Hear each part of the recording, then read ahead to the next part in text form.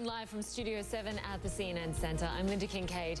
Coming up here on CNN today, not backing down. The U.S. Labor Secretary defends a controversial plea deal as calls grow louder for him to resign.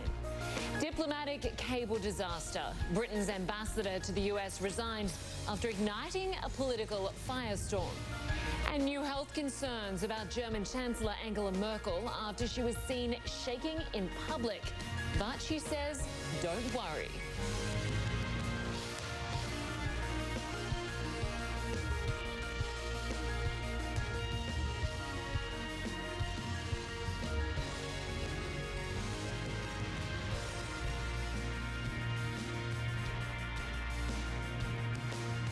After days of growing outrage over the so-called sweetheart deal given to a wealthy sex offender, President Trump's embattled Labor Secretary is telling his side of the story. Alexander Acosta says his former office sealed the best deal it could when they went after financier Jeffrey Epstein more than a decade ago. Acosta says federal prosecutors intervened after learning state attorneys were pursuing lesser charges. He says the goal was putting Epstein behind bars, and he's urging other victims to now come forward. Earlier on Wednesday, another young woman accused Epstein of raping her when she was a teenager, telling NBC News vivid details about the alleged attack. I was terrified, and I was telling him to stop. Please stop, you know? And did he? No, he did not stop. He had no intentions of stopping, and that's what he wanted, that's what he got. I just thought, like, you know, it's my fault.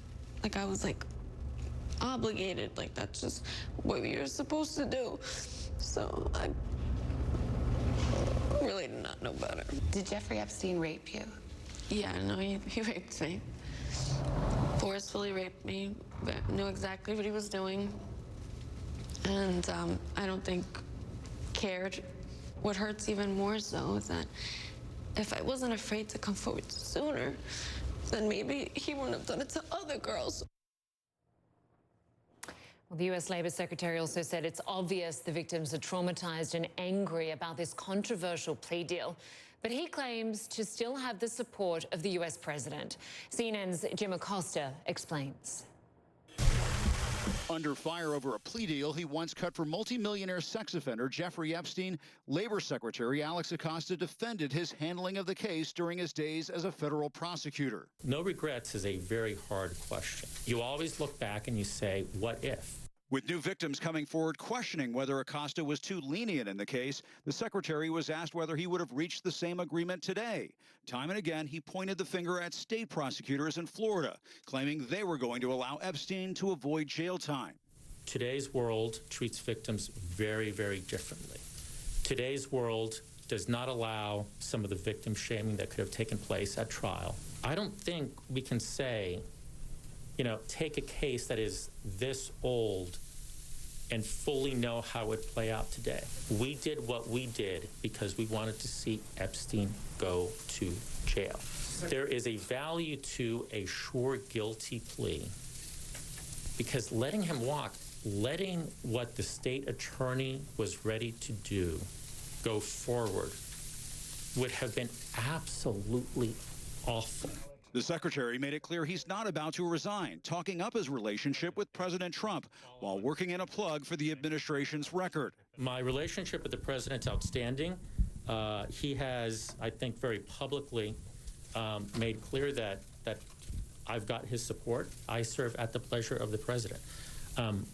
I thought yesterday he was kind and he showed great support. We are here because we are part of an administration that is creating jobs.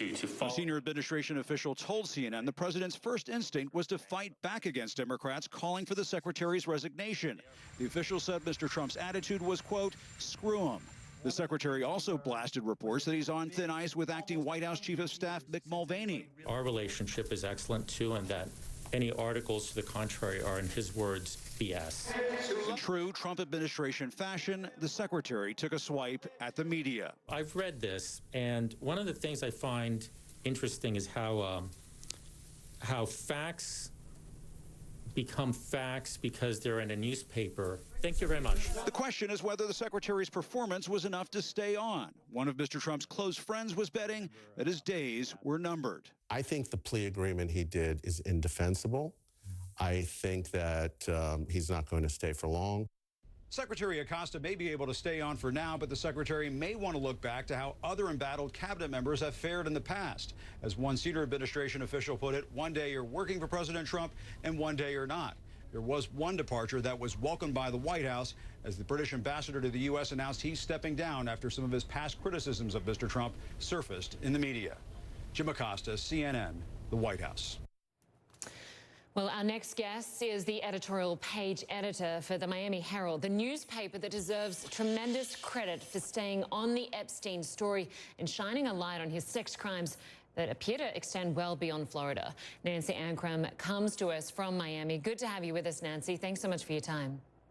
Thank you so much.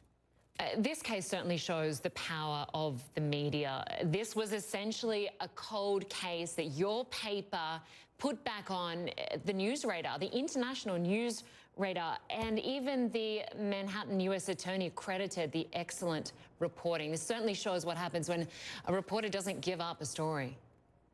Absolutely. This had gone cold, had gone dry. However, to Julie K. Brown's credit, she specifically wanted to focus this story on the victims.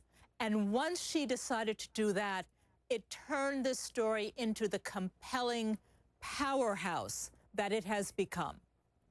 It certainly is so much about the victims, and she uncovered dozens, 80 alleged victims, some of which have been named.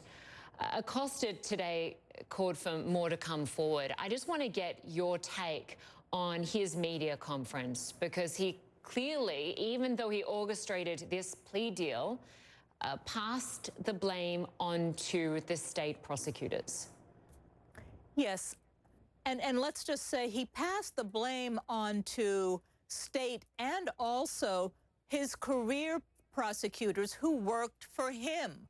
Not once did he say, I ultimately approved the deal.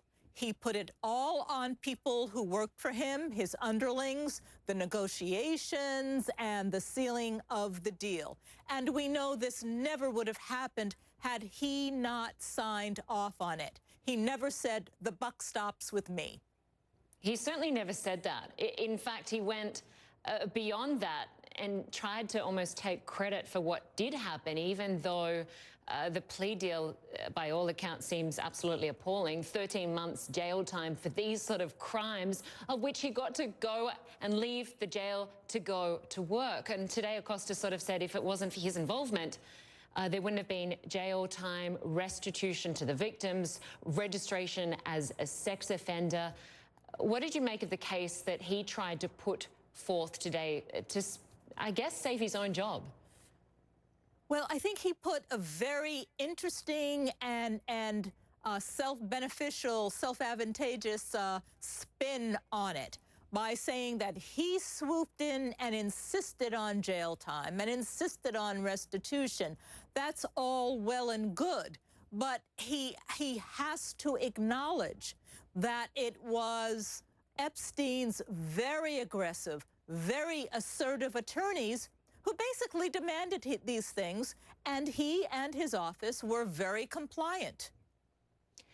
In terms of the victims, we heard another victim come out today speaking to NBC.